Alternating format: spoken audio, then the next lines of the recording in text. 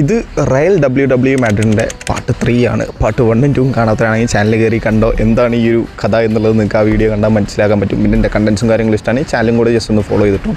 Part 3 എന്ന് പറയുന്നത് the solution ഇതാ ഇവിടെ അവസാനിക്കാൻ പോവുകയാണ്. ഇനി ഇതിനെക്കുറിച്ച് പ്രത്യേകിച്ച് പ്രശ്നങ്ങളൊന്നും ഉണ്ടാവില്ല എന്നൊക്കെയാണ് റയൽ മാഡ്രിഡ് ടീമും പറയുന്നത്.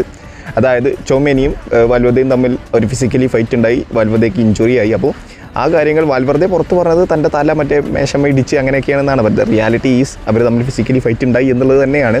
രണ്ട് പേർക്കും 1 മില്യൺ ടോട്ടൽ 1 മില്യൺ അതായത് 500K യൂറോ വെച്ചിട്ട് അവർക്ക് ഫൈൻ വെച്ചിട്ടുണ്ട്. ടോട്ടലി 1 മില്യൺ ഫൈൻ വെച്ചിട്ടുണ്ട്. അതാണ് ഡിസിപ്ലിനറി ആക്ഷൻ. പിന്നെ അതിൻ്റേതായിട്ടുള്ള കാര്യങ്ങൾ ഫ്ലോറന്റീനോ പെരേസ് ബാക്കി കാര്യങ്ങളും എടുത്തിട്ടുണ്ട്.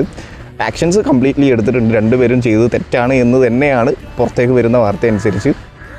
ദാറ്റ് മീൻസ് ചൊമേനിയും വാൽവർദയും മാഡ്രിഡ് ഫാൻസിനോടും മാഡ്രിഡ് ഡ്രസ്സിംഗ് റൂമിനോടും എല്ലാവരോടും അപ്പോളജൈസ് ചെയ്തിട്ടുണ്ട്. എസ്പെഷ്യലി ചൊമേനി, വാൽവർദയും അപ്പോളജൈസ് ചെയ്തിട്ടുണ്ട്.